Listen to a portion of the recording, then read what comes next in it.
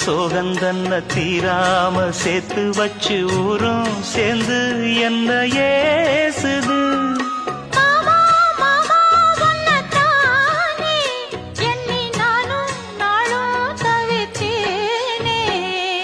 கூண்டுக்குள்ள என்ன வச்சு கூடி நின்ன ஊற விட்டு கூண்டுக்குள்ள போனதென்ன கோலக்கிளி.